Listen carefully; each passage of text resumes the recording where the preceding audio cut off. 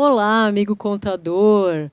Lembrando que quando eu falo amigo contador, também é amiga contadora, tá? É que contador, gênero masculino, ele serve para generalizar. Então ele generaliza tanto homens e mulheres, tá bom? Só para ficar claro aí para vocês.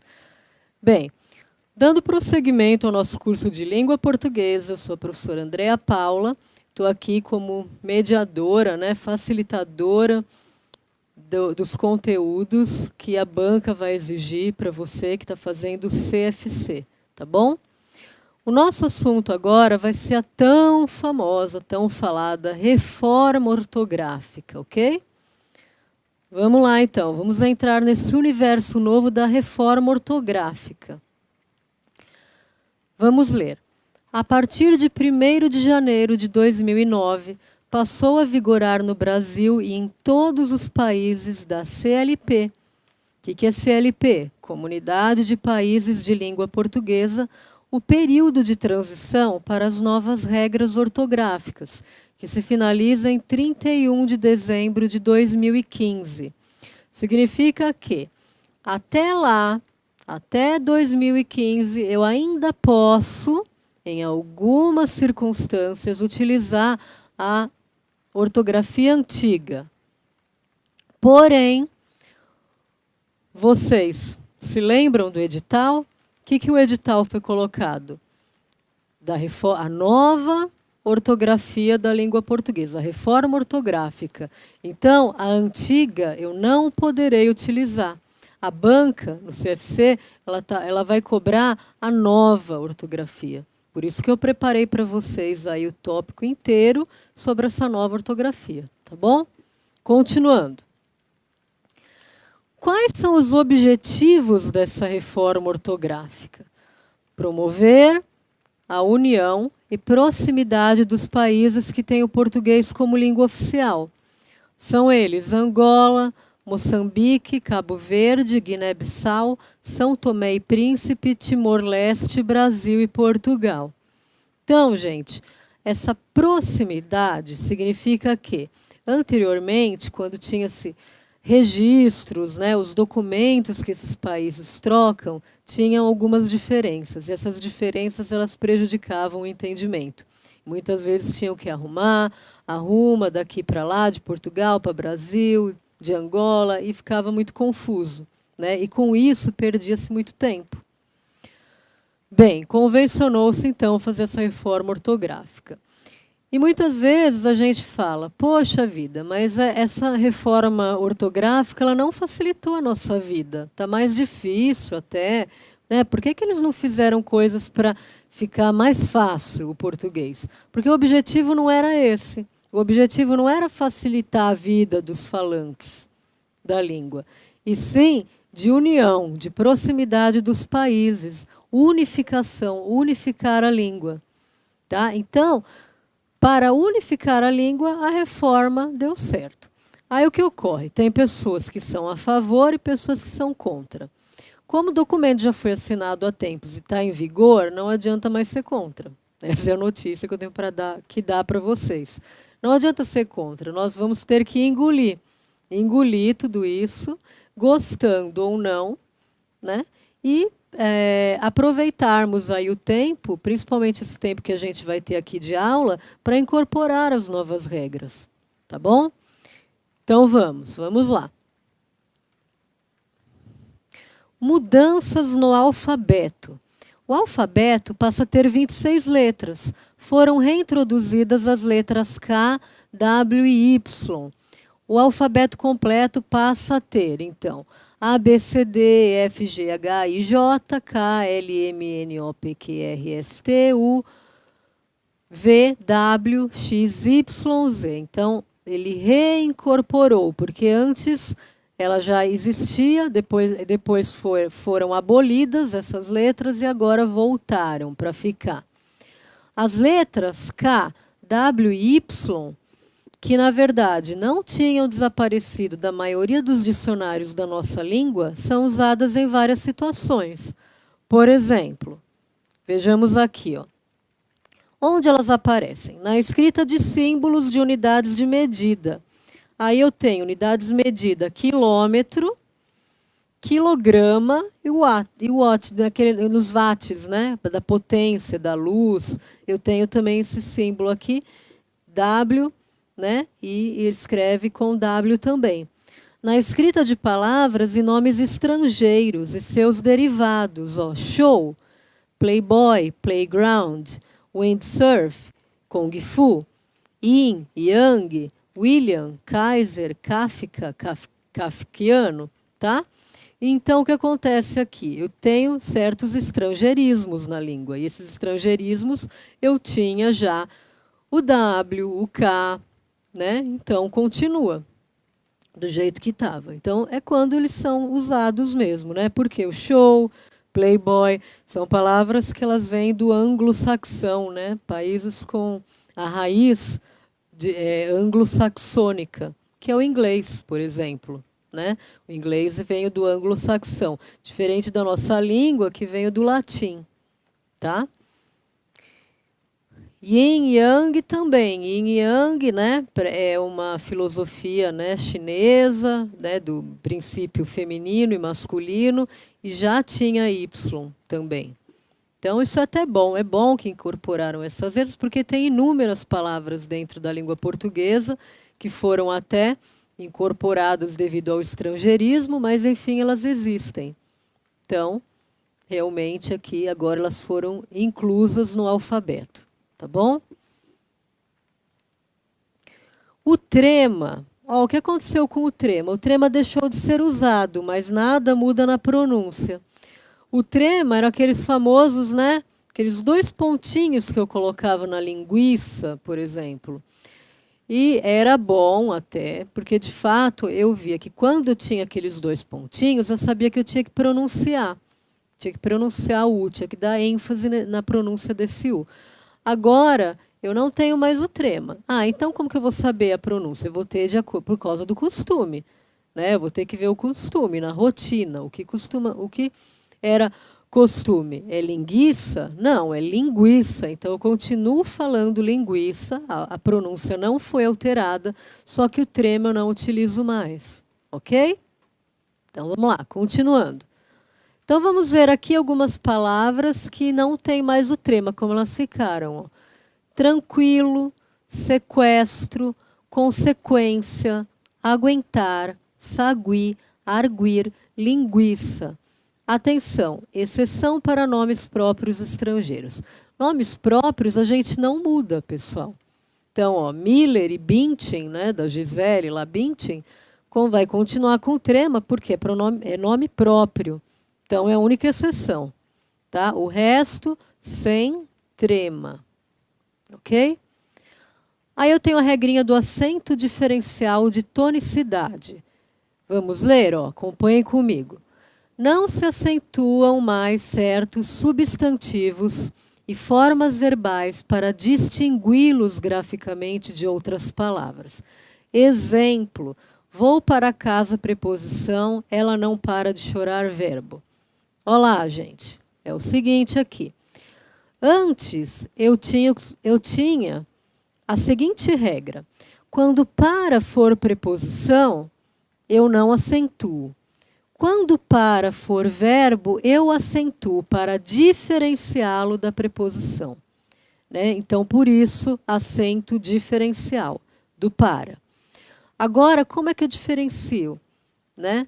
Eu vou saber diferenciar pelo contexto da frase. Né? Eu não vou parar para pensar, será que aqui é preposição? Será que aqui é verbo? O próprio contexto, o sentido da frase, vai sinalizar para mim se é preposição ou verbo. Tá? Vou apelar para o meu raciocínio para poder saber se é um ou se é outro, né? E diferenciar ele. Mas não vou mais ter que grafá-lo diferentemente. Como, por exemplo, o para do verbo era acentuado, agora não é mais. Tá? Vou pelo morro, pela estrada. Contração de preposição mais artigo, né? O pelo, né? É o per mais o lo, é o per, lo, morro, tá? Tem a preposição mais o artigo. E o pelo do gato, substantivo. Eu pelo, ele pela a cabeça, como verbo. Quando era pelo substantivo, eu usava o acento circunflexo para diferenciar. Agora não. Todos ficaram iguais na grafia, eles não têm acento, ok? Então vamos seguir. Seguindo aqui. Atenção, esta regra aplica-se também às palavras compostas, como, por exemplo, para-brisa, para-raios, igual, é composto, mas também não aparece acento. Para evitar confusões, foram mantidos os acentos do verbo pôr e da forma do pretérito perfeito pôde. O acento de forma, que é distinto de forma, é também facultativo. O que ocorre aqui? O verbo pôr e o pôde, né, para não ter muita confusão, porque eles já observaram que poderia ter confusão, então eles continuaram com acento. Esses dois, né? Então memorizem isso aqui.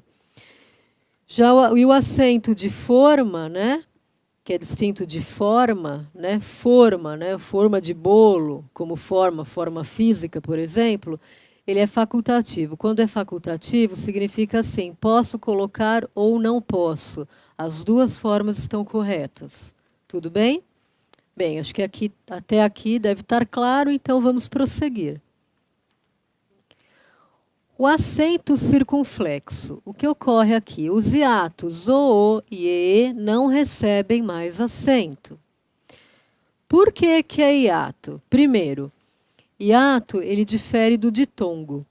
Os dois eles têm o encontro de duas vogais. Só que o ditongo, as vogais são na mesma sílaba. Hiato não. Hiato é sílabas separadas, sílabas distintas, né?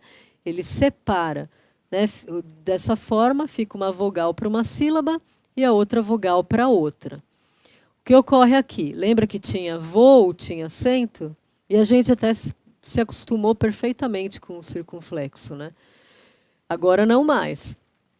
Se vocês forem ver informativos aí da TAM, da Gol, ou seja lá de qual for a empresa, não tem mais, eles já aboliram, né? Porque a reforma ortográfica está aí, eles têm que arrumar essa escrita.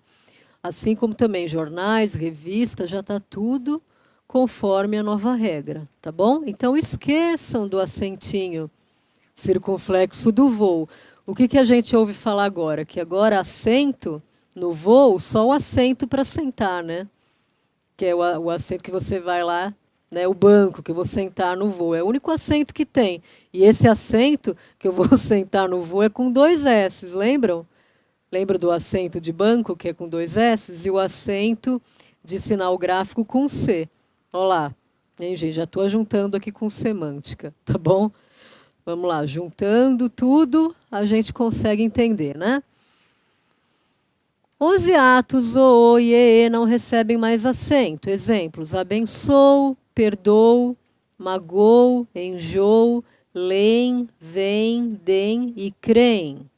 Atenção, continuam acentuados ele vê e eles vêm. Do verbo vir, tá? Aqui já é do verbo vir e não mais do verbo do ver, de enxergar, tá bom? Isso que vocês têm que perceber. Olha o sentido das palavras. E eles têm. Esse aqui também permanece, pessoal. Eles têm, porque ele tem, não tem circunflexo, e eles têm, aqui caracterizando o plural, tem o circunflexo. Ok? Vamos em frente. Então, as regras dos hiatos, ela está abolida pela reforma ortográfica. Aqui eu separei para vocês como era e como fica. Vamos ler juntos? Vamos lá. Como era? Todas as palavras terminadas em o, s, e as formas verbais terminadas em em, recebiam acento circunflexo. Então ficava vou, voos, enjoo, enjoos, abençoo, perdoo, creem, dem, leem, vem, releem, prevém, tudo com o circunflexo, tá bom? Como fica agora? Sem acento. Esse é o correto agora, do ponto de vista da gramática normativa, correto é agora. Vou, voos, enjoo, enjoos, abençoo, perdoo, creem, deem, leem, vem, releem, prevém, sem o sinal gráfico. Tá bom? O que não muda? Eles têm e eles vêm na terceira pessoa do plural do presente do indicativo dos verbos ter e vir. Tá? Eles têm e eles vêm, continua com o circunflexo. O que não muda também, letra B. Ele contém, detém, provém, intervém na terceira pessoa do singular do presente do indicativo dos verbos derivados de ter e vir. Né? Então, aqui, ó, os verbos, né, no presente do indicativo dos verbos derivados de ter e vir, conter, deter, manter, obter, provir, intervir e convir. Eles contêm, detêm, provêm, intervêm na terceira pessoa do plural do presente do indicativo dos verbos derivados de ter e vir. Então, pessoal, o que vocês terão que fazer aqui? Depois, né, na plataforma, vão lá com calma, leiam novamente essa parte aqui e memorizem, tá? Que por mais que eu esteja explicando, você também deve fazer a sua parte, memorizar em casa. Leia de novo, porque eu lendo eu memorizo, tá? Aqui pode ser que você entenda, mas e depois, mais para frente? Você pode esquecer, ok? Então, conto com vocês para lerem tudo de novo, todo o conteúdo que está disponibilizado na plataforma, ok? Continuando. Regra do U e do I, parcialmente abolida. O que não muda?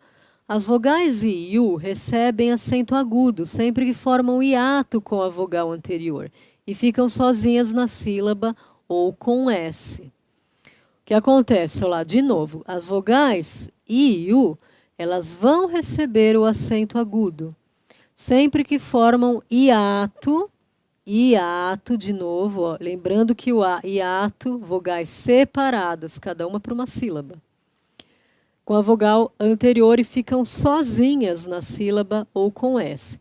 Ó, Grajaú, baú, saúde, continua tudo igual, tá, gente? Não muda. Viúva, conteúdo, gaúcho, eu reúno, ele reúne. Eu saúdo, eles saúdam. Icaraí, eu caí, eu saí, eu traí, o país, né? Que uma coisa é paz, né? Que aí é de tongo. Outra coisa é país, país de local, do local, né? País geográfico mesmo, tá? Então aí tem um acento. Tu caíste, nós caímos, eles caíram, eu caía, Bahia, raízes, juíza, juízes, prejuízo, faísca, proíbo, jesuíta, distribuído, contribuído e atraído. Todos são exemplos aí para facilitar um pouquinho a tua vida, né? Você saber que o I e o formando hiato ainda é acentuado. Tudo bem? Continuando, então. Observações. A vogal I tônica, antes de NH, não recebe acento agudo. Rainha, bainha, tainha, ladainha e moinho. Ó, venho antes do NH. Vogal I tônica. Por que tônica? Porque ela é forte. Tudo que é tônico é forte, né? Pronuncio de uma maneira forte. B. Não há acento agudo quando formam ditongo e não hiato. Ó, gratuito, fortuito, intuito, circuito, muito, saia, baia, que eles caíam, ele cai, sai, trai e paz, né? Não país. Aqui é diferente, então continua sem acento. Não há acento agudo quando as vogais I e U não estão isoladas na sílaba. Vocês lembram que o I e U ali, elas estavam, o I e U, as acentuadas naquele item anterior que a gente viu, Elas estavam isoladas na sílaba, sozinhas. E, portanto, aí sim eu tinha o hiato. Aqui não, gente, elas não estão isoladas, né? Elas aparecem com mais, ou uma vogal, ou então uma consoante. Portanto, sem acento, tá? Vamos ver, ó. Caiu, cairmos, saindo, raiz, juiz, ruim. Aí poderia ser pau ou pou, né, de nome, que também dá na mesma. O que muda? Perdem o acento agudo as palavras em que as vogais e u formam hiato com o ditongo anterior. Tá? Então, aqui eu tenho ditongo e hiato ao mesmo tempo. Antes eu acentuava, agora eu não acentuo mais. Vamos ver. Feiura. Esse u eu não ponho mais acento. Por quê? Apareceu um ditongo na sílaba anterior.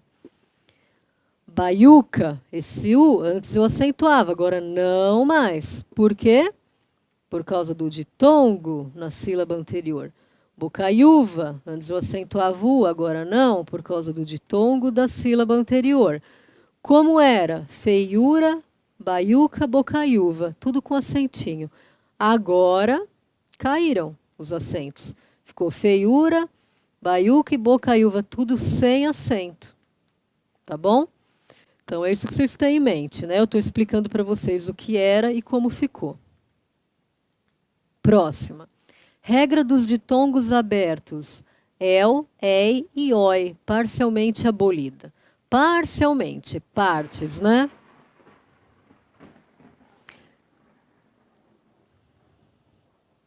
Vamos lá. Regra dos ditongos abertos. El, ei e oi, parcialmente abolida. Por que parcialmente? Uma parte dela foi abolida e a outra permanece. Vamos ver o que vai acontecer? E primeiro, por que é ditongo aberto? Aberto porque eu abro para falar. É ei, ele é forte, ele é tônico. Ei, oi, tá? Ditongo aberto. Vamos ver. Como era? Acentuavam-se todas as palavras que apresentam ditongos abertos. Todas eram acentuadas. Com el, céu, réu, chapéu, troféus. Com ei, papéis, pastéis, anéis, ideia, assembleia. Oi, dói, herói, eu apoio, esferoide e assim por diante. Agora, observações. Não se acentuam os ditongos fechados. Por quê? Realmente, pessoal, ditongo fechado, para que eu tenho que acentuar ditongo fechado? Se ele é fechado, significa que ele é átono e não tônico. Então, não tenho nem por que ter esse acento, né? Então, não se acentuava e continua não se acentuando seu, ateu, judeu, europeu, lei, alheio, feia, boi, coisa, o apoio, né? No Brasil, colmeia e centopeia são pronunciados com o timbre aberto, tá? Colmeia e centopeia. No Brasil, tem locais que não, né? Colmeia e centopeia. Agora, o que acontece, né? Esse eia aqui, né? Caiu, né? Ideia não tem mais acento. Assembleia também não tem mais acento, assim como europeia também não tem mais acento. Então, candidato, cuidado com isso, tá? Muito cuidado aí os concurseiros com esse probleminha, né? Que pode ser um probleminha para quem não estudar, mas para você não, né? Então, vamos lá. O que muda? Perdem o acento agudo somente as palavras paroxítonas.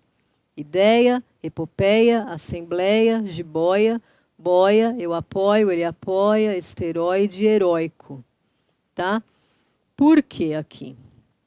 Palavras paroxítonas. Que caracteriza uma palavra paroxítona? É aquela palavra cuja sílaba tônica é a antepenúltima. Certo? Sílaba tônica é a antepenúltima. Vamos ver, ó. Ideia. Tá?